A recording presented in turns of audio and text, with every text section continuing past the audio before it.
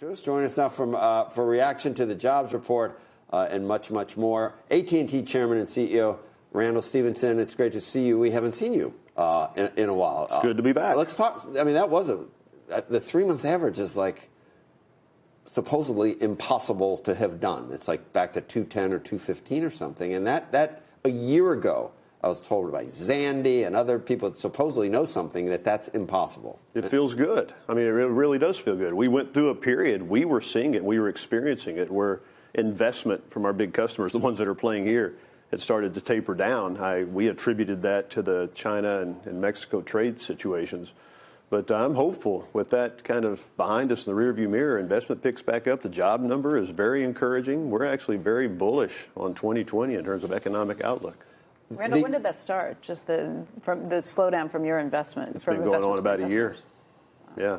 The AT&T, you transformed the company into a huge media player, and some people say, oh, you should have stayed, the way Verizon does it, and just focus on your P's and Q's, and you're taking on too much debt. And I mean, a year has gone by.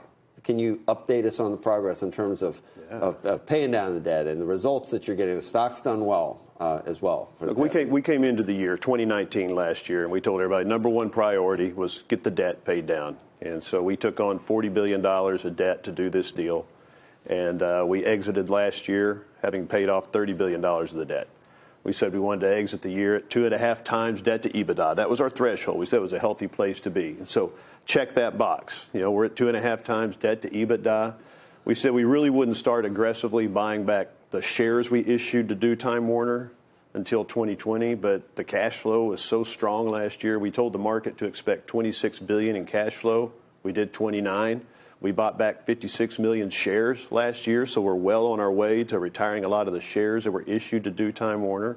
We'll buy back about 100 million shares in the first quarter. That's well on the way. That process is going. You'll see us continue to buy back stock aggressively. The cash flows of the business are really strong. The wireless business particularly, is executing really well. Had a really good quarter on wireless. And the media business. The media business is really doing well. John Stankey and his team are standing up a new streaming product. And I think it's going to be one of the most exciting streaming products in the market, HBO Max. And it gets launched in May. And the outlook for that is really, really well. So we're feeling good about where we are. Most importantly, you have all 6 friends coming? Are there 6 of them? I read that too. Yeah, we didn't announce that. But yeah, there was some news yesterday that there may be an episode created. But that was not our announcement. All right? That was not your announcement. But we did pull in, as you know, all of the rights for Friends. So we own all of the rights for Friends and Big Bang Theory. We pulled those in the fourth quarter. So those will be obviously stalwarts on our streaming platform in May. Do you like the wacky media business? You're from Oklahoma. I know you. I've known you for years. You're saying it's not a natural I don't know if I'm going to see you out there at those parties at Ari's house. Are you going to? Is that going to be something that? I don't know, Joe. You've not invited me, but even if you did, you probably wouldn't see me. Will you change your overall persona? Will you go in, with some of those new sunglasses you saw me wearing? Will you go in like that? I don't see that happening. That's why we have John Stankey. All right. That's why he got. So Elliott, and when I saw that, I'm not following it as closely as you are on what has happened, but for me it was like, they got bored messing around with AT&T and they've moved on, or what happened? How did that whole thing? The SoftBank this morning. With the SoftBank news. But how was the relationship with was it confrontational? Did you lose any sleep over what was happening? Was it positive? Of course, it was a intense period when they sent the letter. But if you read that letter, and this is what I told the guys at Elliott, is I think you've identified a good investment. We happen to agree with the areas that they thought the opportunities for AT&T were: capital allocation, margin expansion, and some things on the portfolio. And we were way down the path of executing a lot of this, but they had some other good ideas. So we spent a lot of time together talking about some of these ideas, and actually we came, I thought, of a mutual mind. And the plan that we put in place is a plan that our board had largely agreed to. They really gave me some good insights on some communication. I probably, candidly, wouldn't have communicated in the detail of our capital allocation plan that we communicated, but their points were valid, that it's maybe time to put some detail out there in terms of what our capital allocation plan was, share buybacks particularly. And so bottom line, I think they have identified it a good investment, and they were right. Last year, the total shareholder return, we were up 45%. So and current man, John and you, it's going to stay the way it is. Nothing that they're not pushing for anything to change at this point. I made a commitment last year that I would stay at least through 2020. So I will stay as CEO through 2020. But possibly even longer? I didn't give any indication beyond that. The board and I have to have that conversation, obviously. You already said John is doing a great job, in your view. I think there are a few people that have the breadth of the business we've created. He's able to see over the entire landscape. He's a tall guy, right? Like he 7 has feet a good tall, perspective. So that helps to be. But you guys saw last night. Doesn't need to stand on a box. He had an event. We had an event last night where he was interviewing Reese Witherspoon and Andrew Wilson and Jeff Zucker, talking about where is media going, and you saw a guy who has a breadth and understanding of the media world. He has a breadth and understanding of the communications industry. So, he's doing a terrific job. How many subscribers do you think you need for HBO Plus in order for it to be, okay, this is success, this is what we're shooting for? Disney just came out and said I think they have 26.5 million subscribers for Disney Plus. So HBO Max, if I could correct you, Becky, thank you. But so think of it this way. We have HBO is in the marketplace at about $15 right now, and we have about 30 million subscribers on HBO right now. And of those 30, 10 million are on AT&T owned platforms. And those will convert immediately to HBO Max subscribers day one. The number we have put out is that we feel pretty good that by 2025, our number should be about 50 million U.S. subscribers to HBO Max. And if we hit those kind of numbers, which we think is eminently achievable, it's a real revenue lift and profit lift for the business. And it's putting all this content that we now own and the content production machine that we have over at Warner Brothers, it's just putting that content to work on our own platforms. And I feel very optimistic 50 million is well within range. Andrew's going to ask a question. You okay if I bring him in? Andrew.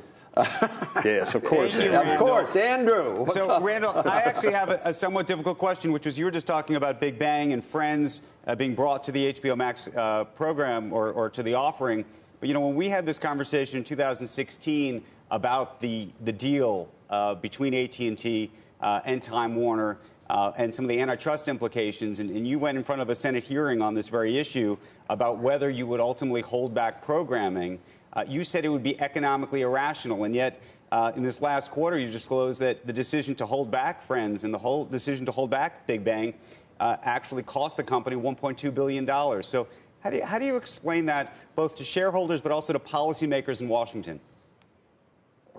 Well, to policymakers, the question that we were addressing, that I addressed in front of the Senate, had nothing to do with specific shows. It had to do with channels. And would you, for example, hold back HBO just for your platforms? Would you hold back TNT just for your DirecTV platforms? That's what I was referencing when I said it'd be foolish to do something like that, because at the end of the day, distribution is what matters. Now, taking specific programs and saying we're going to use specific programs for our platforms, absolutely you should expect us to do that. Not all of it. Warner Brothers has an amazing portfolio of content. They have a production machine that is unbelievable. They're going to continue to sell content to other distributors. We will continue to sell content to everybody from Netflix to other streaming products.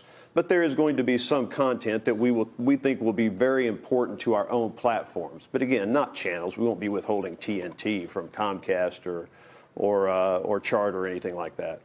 Hey, Randall, can I ask you about comments from U.S. Attorney General Bill Barr yesterday? He said that there may be a point where the American government or American companies and allies of American companies or allies of the United States, those private companies there, should be taking a stake in Nokia or Ericsson, that would make sense to try and build up something to compete against Huawei. What do you think of that suggestion? Governments taking positions in private companies to develop private solutions, I just don't think it's a good idea. I don't think the track record of that's very good. I think the development is going rather well. I do think some things have come out of the White House recently about, are there other solutions that industry should be looking at to ensure that we're not tied to single providers, software solutions.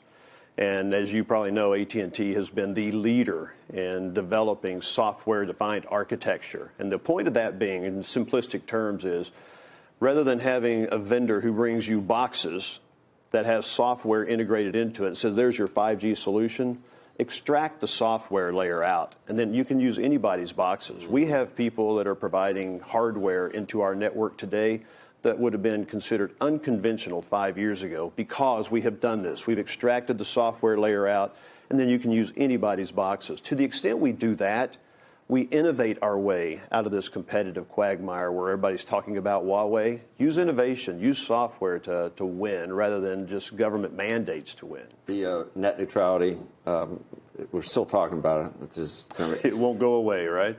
Maybe it finally will, given this latest snap. For me, I always thought, if somebody builds out this multi-gazillion-dollar network, and you need to recoup your capital expenses, you don't need like price controls on what you're allowed to charge. It never made sense to me. But the world was supposed to end in Silicon Valley with net neutrality, and it didn't yet. Now, were they hoping that this was going to succeed? Is it going to end now? Now that it's not? I mean, we can put it to bed now, can't we? Your point's really good, because when the FCC ruled that they were pulling down those Tom Wheeler rules on net neutrality, what happened? There was hyperventilation, and people were really loud and boisterous. And now, what is it? A couple of years later, and the Circuit Court has said we support the FCC's decision. They wouldn't overturn it, and nothing has really happened in that 2 years. None of the stuff people thought was going to happen would happen. In fact, what people have seen are the only places where you're seeing blocking of content and so forth are in the big tech providers, right? And so now the focus has moved to big tech guys in terms of what their practices are, and it's not the internet players. But there's a really important point here that I think people need to just reflect on. President Obama is the president, and the policies move one way at the FCC. President Trump becomes president, the policies move the other way. And this is all a function of having bad legislation. And Congress needs to do their job. People need to step up and legislate rules rather than leaving it to bureaucrats, because when bureaucrats are writing the rules, depending on who's president, you're having these crazy swings. And so I just really think Congress needs to step up, write rules that aren't left to interpretation of bureaucrats, and let's get this thing on stable ground. The Supreme Court's not going to hear this? Seems like a long shot. We don't know. I'm sure somebody will test it, but it seems like a long shot to us that the Supreme Court would hear this. But you're not saying it's dead and buried yet? No, but it's highly improbable that this guy, to me, it's dead and buried in terms of what the FCC has just ruled. Now, if there's an election in 2020 and somebody else is president, we could be right back into this. You had gone to law school now, given what you've been through the last Absolutely, I do not wish I had gone to law school. The last 5 years, you've been, but all the court cases I've been to law school the last 5 years. What are you talking about? You haven't lost any, I don't think, have you? You didn't need a law. We've actually had a good record over the last 4 or 5 years. Randall, can we go back to Huawei for a minute? Is it a security threat? Is it a competitive threat? What do you think as somebody who understands the innards of all this? Well, look, anything that involves communication, you have a security threat. I personally don't think the security threat is the big threat to the United States. The big threat to the United States is Huawei is doing an amazing job of gaining market share around the world on 5G. And if the United States is the only country that is not using Huawei in our network, then we have a situation where the supply chain we're dependent upon becomes subscale. And so this is why we think we have to innovate our way out of this. This can be a security issue. If you think about what's going to happen with 5G, and it's hard for people to get their head around this, but everything from autonomous cars to healthcare systems to utilities to pipelines are going to be managed on the back of these 5G networks. I think our government is rational in asking, who do we think ought to be underlying the technology here? Chinese companies, should we question and understand exactly who these companies are and what the threats are when it's going to be used for this kind of infrastructure? How far behind are we? How long do you think it would be before we could catch up if you were talking about what the White House is doing with you, Microsoft, and a lot of other companies they brought into the United States isn't behind right now. I keep reading how the United States is behind right now. Why do we need to do something from the White House directing it? It gets to this point I was talking about. If the rest of the world is dependent upon Huawei and Huawei has scale, we've not had a situation like this where a country has 1.4 billion people and a company supplying the technology that they can have global scale just on their own country, 1.4 billion people. If Huawei gets 90% share in China, they have 30% share globally. Now if they get share in Europe and they get share, so we're sitting here in a situation where the United States is at a competitive disadvantage. And so this is why we have to find solutions to ensure that we're not at a very competitive, disadvantageous position around the globe, okay? I just end talking about. I can't help it. I know it's John's role now, but I mean, do you sit around talking about whether we're going to be a third season of Big Little Lies? I mean, is that your life now? Is that part of? And is there going to be a third season of Big Little Lies? Right. Yeah. Well, you heard the question last night asked, right? I got a non-answer last night. I don't know about you. That's what I always get. Can't you tell John what to do still? Or? This is my wife's favorite show. You think John would probably step up? Yours too? You think Stanky would step up and say, let's deal with this? I'm glad that guy died in the first season. That guy really... He was a bad guy, wasn't he? He was really bad, that actor. That's a great show when we're all sitting here talking about how bad a guy that guy was, right? And it's all happening around here. I was going to ask Reese, did she drive right up the coast from... Because she lives right near the Bixby Canyon Bridge. She lives right down... You know that, right past the Highlands down... Maybe not in real life. I don't know. See, I think, we have Hans on.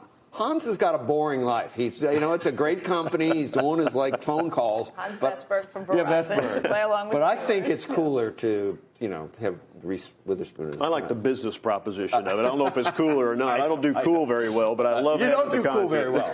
I wasn't going to say that. But thank you for being with us. Thank you. It's good having you guys out here. It's great to be here. Great doing it.